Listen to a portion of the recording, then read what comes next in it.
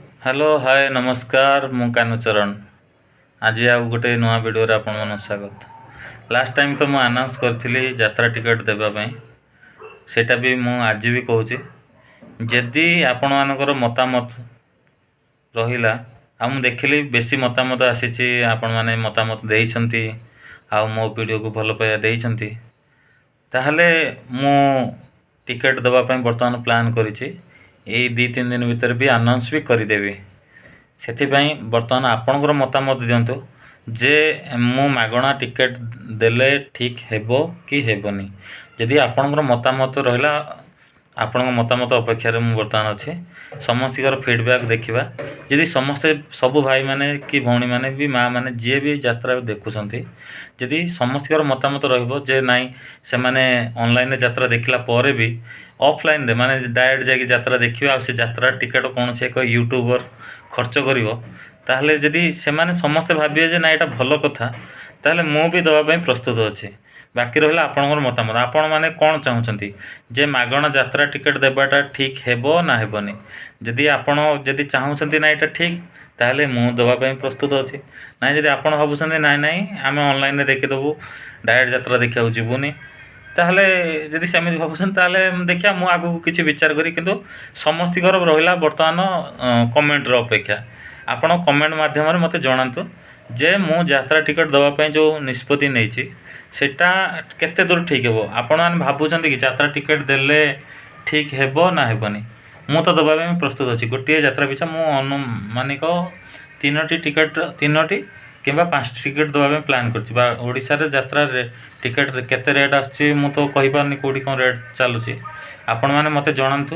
ସେଇ ହିସାବରେ ମୋତେ କହିଲା ପରେ ମୁଁ ପ୍ଲାନ୍ ରଖିଛି 3ଟା, ନହେଲେ ମ୍ୟାକ୍ସିମମ୍ 5 ଜଣଙ୍କୁ ଟିକେଟ୍ ଦିଆଯିବ। ମାନେ ଯେତିକି କମେଣ୍ଟ ଆସିଥିବ, କମେଣ୍ଟ ଭିତରୁ ବେଷ୍ଟ କମେଣ୍ଟ ଚଏସ୍ କରାଯିବ। ମୁଁ ନିଜେ ବି ଚଏସ୍ କରିବିନି, ଅନଲାଇନ୍ରେ ଚଏସ୍ କରାଯିବ।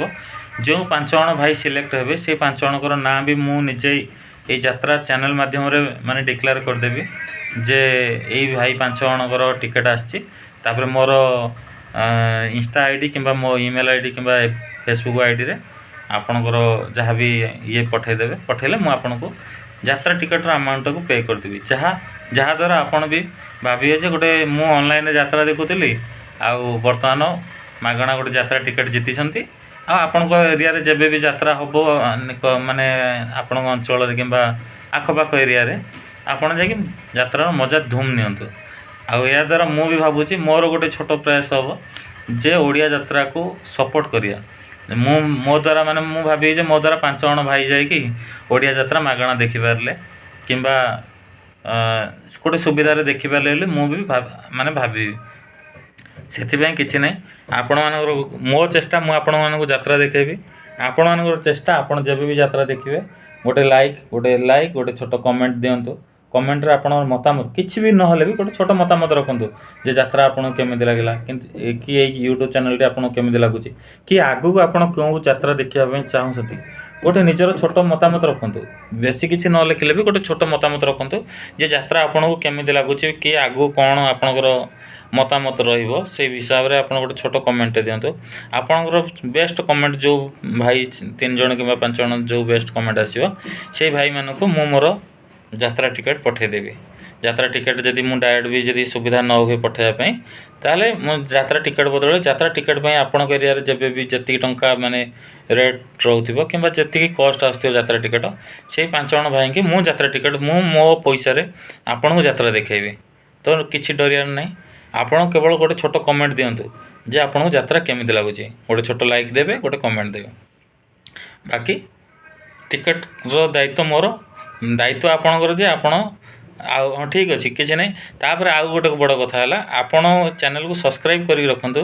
ଯେବେ ବି ମୁଁ ନୂଆ ଯାତ୍ରା ଅପଲୋଡ଼୍ କରିବି, କିମ୍ବା ସେ ଯେକୌଣସି ଟେଲିଭିଜନ୍ ଯାତ୍ରା ହେଉ କିମ୍ବା ମୁଁ ନିଜେ କୌଣସି ଯାତ୍ରା ଯଦି ରେକର୍ଡ଼ କରେ, ତାହେଲେ ବି ଅପଲୋଡ଼୍ ଯଦି କଲେ, ତାହେଲେ ଆପଣ ମାନେ ସବସ୍କ୍ରାଇବ୍ କରିବା ଦ୍ୱାରା କ'ଣ ହେବ ଯେ ମୁଁ ଯେବେ ବି ଅପଲୋଡ଼୍ କଲି ଆପଣଙ୍କୁ ମୋ ଯାତ୍ରାର ନୋଟିଫିକେସନ୍ ମିଳିଯିବ।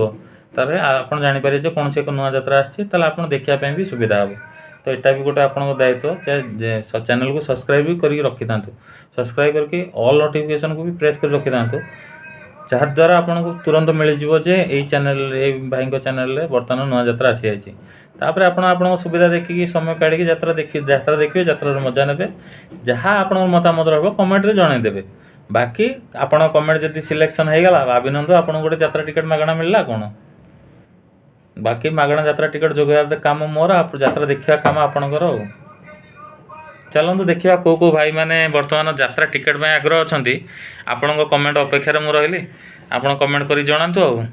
ଠିକ୍ ଅଛି, ଦେଖିବା ଯାଉ କେଉଁ ଭାଇମାନେ ଅପେକ୍ଷାରେ ମାନେ କମେଣ୍ଟ କରୁଛନ୍ତି।